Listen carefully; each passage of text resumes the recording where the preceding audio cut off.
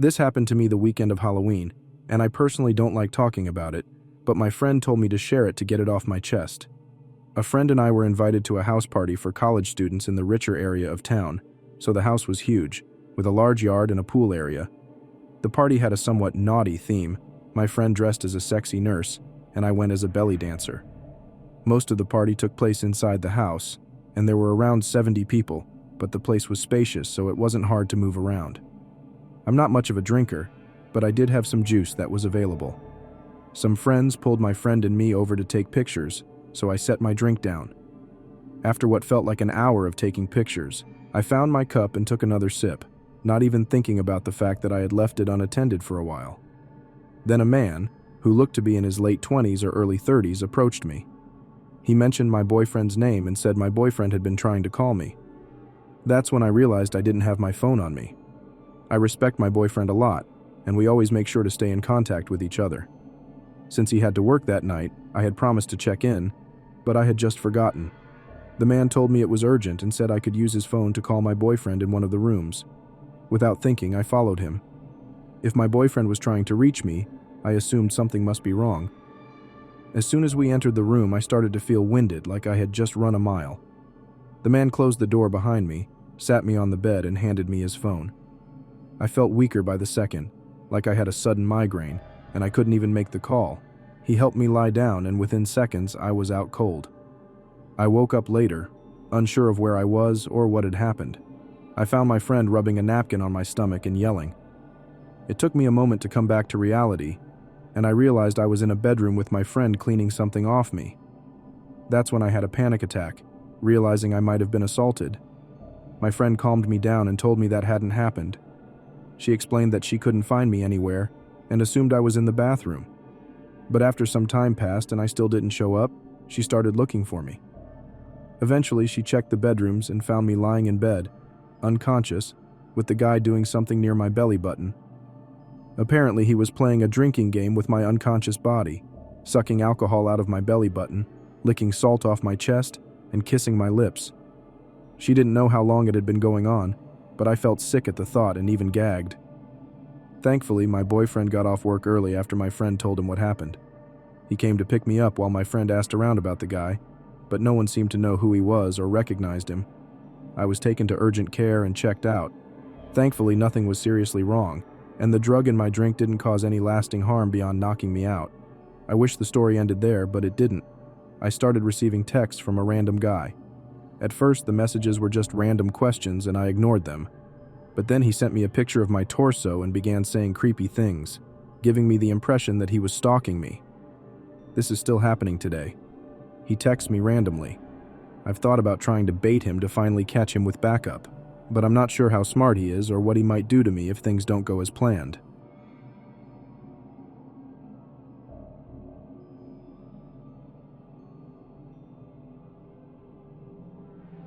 This happened when I was 12 and my brother was 17, and it truly proves that the living are more terrifying than the dead.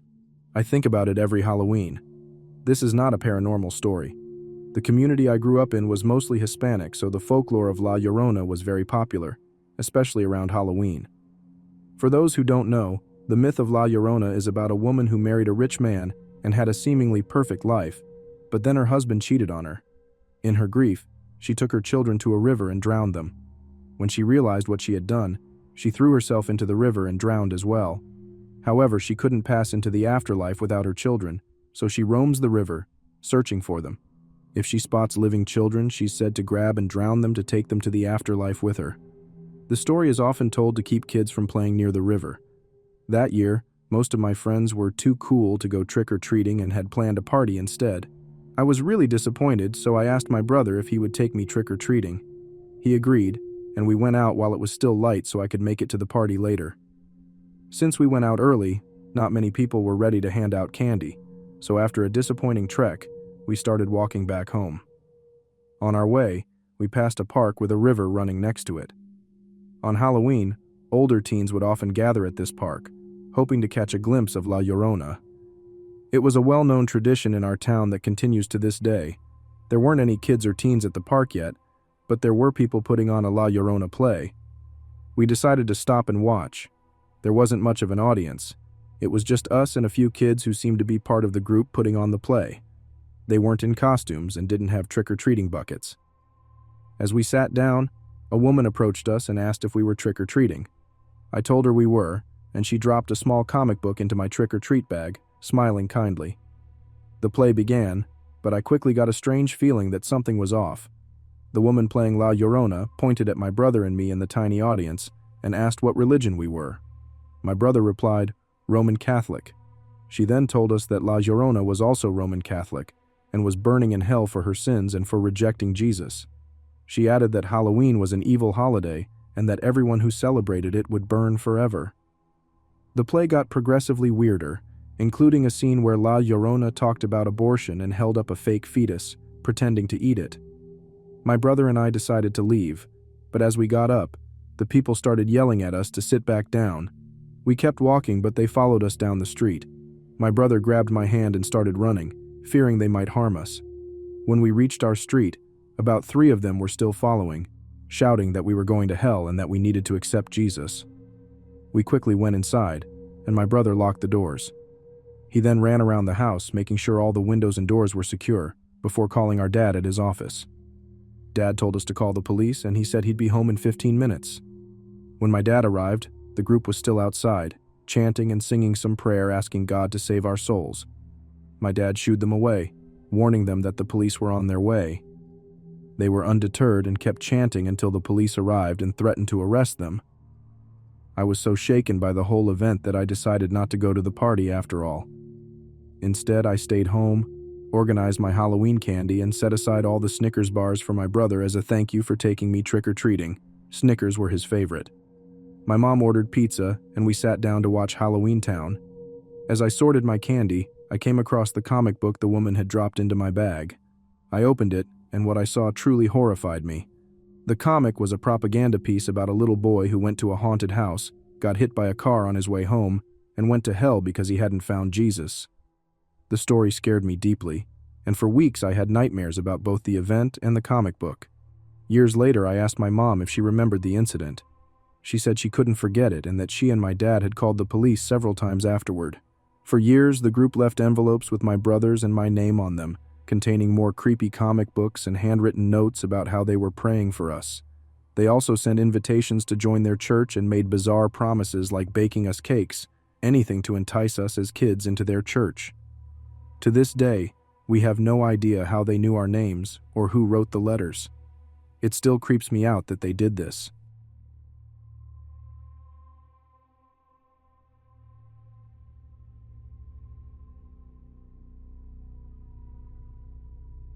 This happened on a Halloween night just today. I finished work early and decided to go for a run. I set out around 4:30 and realized that my usual routes, which cross many roads, would not be very practical. So I took an alternate route along a canal towpath and some pathways through the woods that I knew would be less busy. Everything was going well, and I was pushing myself steadily until I got to a pathway on the way back, around 6 kilometers into the route. It was a long, straight path with a canal on the left side and wasteland on the right, where some factories used to be but have mostly been demolished. It has been left abandoned for as long as I can remember, overgrown with trees and weeds. There were some bits of an old factory that weren't fully demolished. As I got level with one part of the factory, which still had some old metal fire escape steps attached to it, I noticed a rough-looking guy sitting on the wall with his legs hanging down. He jumped to his feet as he saw me coming and shouted something, but I couldn't make it out. As I came level with where he was, I heard him say, "Wait there, can you help me find my phone?" He said this while he was running down the steps, so I stopped as I got level with the bottom of the steps. We were standing just a few feet apart, but with a fence in between us. It was a really old iron fence with vertical metal bars that had spikes at the top, like you sometimes see around churches and things. He asked me if I would help him find his phone again, saying he had dropped it somewhere nearby, and asked if I could ring his number so he could listen for it. I felt I couldn't exactly refuse as my phone was strapped to my arm. So I said he could tell me the number, and I took my phone off my arm and unlocked it. He blurted out a phone number but said it far too fast, and it didn't begin with 07, which made me start to feel like something wasn't right. Although I was beginning to suspect at this point, I wasn't really worried. I am in pretty good shape, had a big size and weight advantage over him, plus there was a fence between us. He didn't seem to be in very good physical shape and seemed like he might be homeless. I figured if he was trying to mug me for my phone, his only chance would be if he pulled a knife. So I made sure to stay a good distance away from the fence and kept my eye on where his hands were. I told him I didn't catch any of the numbers because he said it too quickly, and he came out with another number. This time it did have 07 at the beginning. I entered 7 numbers, and then he started to look around and said, "I can hear it, come and help me look," as he looked around at the ground. I was about to say that I hadn't even finished dialing when a much larger black guy appeared from behind a section of wall to my right. He was also really scruffy looking, and from the look of his eyes, it seemed like he was on drugs. He came out saying he could hear the phone ringing over towards him and beckoned me to come through a gap in the fence and help look. The white guy then said, "It is ringing, yeah?" I told him it was, even though I still hadn't dialed the last digits, and now I was sure they were trying to lure me to come over to that side of the fence. After 2 or 3 times of them both beckoning me to come and help, always insisting they could hear the ring, I heard the black guy say, "He's not gonna fall for it." He said it in a hushed way, as if he thought I wouldn't hear, but with it being out in the middle of nowhere, I could clearly understand what he said. The white guy then started acting quite aggressive and punched a tree, telling me he needed the phone badly and how his whole life was on the phone, telling me to come and help them look for it. While he was punching the tree and ranting, the black guy had taken a few steps away to the right, meaning I couldn't keep my eyes on both of them at the same time. It was after 5 p.m. by this point, and it had gotten dark all of a sudden, which made the whole thing even more unsettling. I noticed there was a gap in the fence where some of the bars had been removed right where the black guy was heading, and I decided at that point to get the hell out of there and made a run for it. Neither of them said anything as I ran away, which makes me sure that they had malicious intentions. If they genuinely lost their phone and needed help, I would expect them to shout or something to try to get me to come back, but they didn't shout anything. After sprinting for a good 30 seconds, I turned to see if they were chasing me. They were both standing on the path around where the gap in the fence had been, but they were not chasing me. They were just standing there watching me run away. I continued running away but kept looking back every few seconds until I was out of sight. It was at this point I got off the canal path and onto the roads. The person I spoke to on the phone to report it took my details and the descriptions, but seemed to think it wasn't anything worth worrying about. However, they said it will be investigated. The whole incident has left me a bit unnerved, and I'm pretty sure I won't be jogging that route alone anytime soon.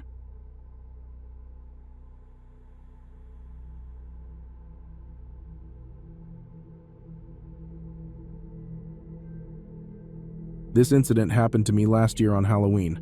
My little brother and I were home alone since our parents had gone out to a Halloween party. They had tasked us with handing out candy to the trick-or-treaters. This bummed my brother and me out because we had made plans to go trick-or-treating with a few friends. Our parents told us that we were too old to still be trick-or-treating and that we could instead invite our friends over to the house and hang out there.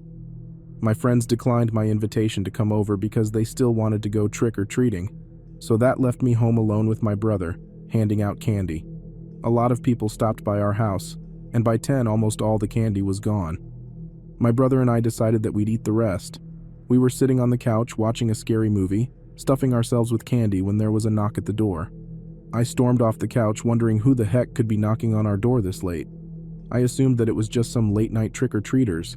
Even if that was the case, I had turned the porch light and Halloween decorations off, which should have been a dead giveaway that we were out of candy or that we weren't home, so I assumed it was my parents. Being cautious, I looked through the peephole and saw a suspicious man standing on our front porch. He was wearing a black hoodie with the hood over his head, which made it difficult to see his face. The only detail of his face I could spot was that he had a beard and dry, crusty lips. There was no way that this guy was a trick-or-treater because he wasn't wearing a costume and was far too old to be trick-or-treating alone. His hands were stuffed in the front pocket of his hoodie, and he also looked very thin. Every single red flag went off in my head about this guy. There was no way in hell I was going to open the door. Still looking through the peephole, I watched as he knocked on the door again. He seemed desperate for us to open the door and was shaking a bit. It wasn't cold outside, definitely not cold enough for someone to be trembling. He was giving me a bad vibe, and I wanted to get rid of him as soon as possible. "We're out of candy," I shouted to him. I watched as a smile spread across his face. It wasn't a friendly smile either. "Are you alone in there?" the man asked, almost in a mocking voice. His voice was raspy and dry. "Should I call the police?" My little brother asked me quietly, gripping his cell phone.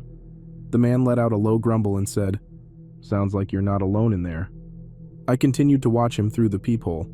His hands were still wedged tightly in his pocket, and he was still shaking a bit. I began to wonder if he was armed. I decided to take action and spoke to him in the most intimidating voice I could. "Get the heck away from my house or I'll call the police," I shouted. His smile faded, and he bared his teeth. His teeth were disgustingly yellow, and I concluded that he was probably some homeless crackhead. He had a look of fury on his face. Fortunately, he left without trying to break in, probably because he knew I wasn't messing around with him. I didn't stop watching him through the peephole until I saw him completely off our property. My brother and I breathed a sigh of relief and decided not to call the police. My brother and I were a bit paranoid after this and watched TV until our parents came home. We didn't tell them about the man, since he hadn't really tried to harm us. Now when I think back to this, I wish we had called the police because maybe we could have prevented a murder. You see, the next day we found out that the elderly woman who lived a few houses down from us had been brutally murdered. Her neighbor had found her lying on her front porch, covered in blood. She had been stabbed multiple times in the chest and neck. My brother and I immediately knew who had done it, and we told the police what we knew. They couldn't do much from the information we had given them, since we hadn't seen many details of his face. They went on the hunt for the man but never caught him.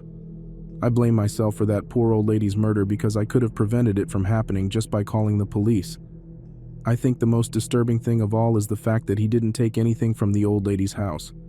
Her house had been left untouched, but he could have gone in and taken what he wanted since her door was wide open. This means that he just wanted to kill. That was his only intention. He didn't want money or jewelry. He only had the urge to murder.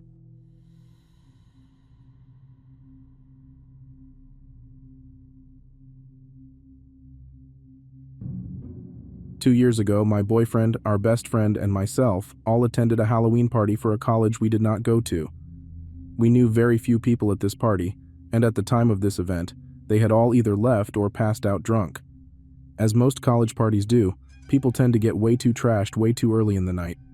College kids do not live up to their partying reputation, because as this story progresses, understand that everyone in this story is probably way too inebriated for their own good, aside from my boyfriend, friend, and me, who drink fairly often. The odd dynamic that probably escalated this situation is that my boyfriend and I don't really express PDA, and when I show up with other male friends of mine, people don't necessarily think I have a date at the party. However, I tend to be pretty standoffish to people I don't know, and take pride in my disengaging attitude that I feel prevents creepy encounters. I am not an easy target. This story is about Mohammed, the host of this party. We arrive and find him outside sitting and talking with a girl. As we approach, she leaves him there. Mohammed tells us he was just rejected by her. We pick him back up and give him the plenty of fish in the sea shtick and try not to let it dampen the party. Mohammed takes this as an invitation. Since that moment, he is taking every chance he can to put his arm across my shoulders, getting offended when I brush him off, and following us from room to room.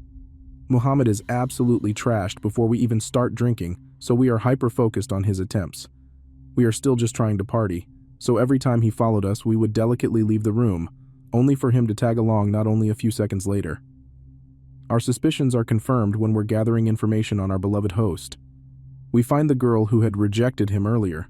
She tells us she had never met him before, and before we had showed up he had tried to kiss her, and she was relieved when we interrupted. Other partygoers, when questioned about his behavior, simply said, "Oh, that's just Mohammed when he drinks." My boyfriend and I start kissing sloppily as a defense mechanism, so that Mohammed knows that I am a lady who is spoken for, and I have my boyfriend watch my back every time I go to the bathroom so I would not be cornered. Mohammed is continuing to drink heavily. My best guy friend leaves with his DD, and leaves my boyfriend and me there. We are still having a good time, but making plans to leave. We intend to drink the place dry before we go, just to spite our rude host. So he and I plant ourselves on the couch together with a bottle of Jamio. Cue Mohammed, stage left. He has a full cup of beer and can barely make words or stand upright. He points to my bottle. I hesitate giving it to him for obvious reasons. He gestures again, and I feign ignorance. Mohammed grabs this bottle of whiskey and dumps its remains into his beer hastily. He goes to take a satisfied slurp and spills half the contents into my lap. When he realizes all the attention is on him, he stumbles away. We decide that it is time to leave. In the calm of the storm, my boyfriend and I are in the basement alone, laughing and draining the keg set up there before we make our escape. Lo and behold, Mohammed stumbles down, barely coherent but looking for trouble. My boyfriend suggests we just make our way past up the stairs and leave, like we had been doing all night. Mohammed has other ideas. I step 1 foot on the stairs, and this drunk guy puts his arm and shoulder across the front of my body to prevent me from leaving. My boyfriend and I have been the most easygoing, non-confrontational people all night, and we have had enough. "Dude, it's time to stop," is all my boyfriend said before Mohammed lunged at him, and they begin brawling. Mohammed, being the more physically inhibited one, is not landing any blows but is too drunk to feel pain, so it takes a bit of struggling for my boyfriend and me to restrain him on the ground. I yell that he better stay there until we leave. We proceed upstairs to inform his friends where he is. On the first floor of the house, trying to collect ourselves, Mohammed emerges from the basement, and he is pissed. He is completely incoherent, and no one can talk any sense into him. The scariest part about this was his eyes, completely bloodshot and void of any awareness, almost animal-like. He goes after my boyfriend and catches me in between them. So my boyfriend and I are trying desperately to fend him off together, while all the sleepy drunks are waking up from the screaming. He finally subsides and we fly out the door into the street, leaving the door wide open behind us. The weirdest part is that as we left, the other partygoers were yelling, "Dude, what are you doing?" Mohammed says, "I love her." The partiers remind him, "You don't know her." So Mohammed, for your own sake, I hope we never meet again.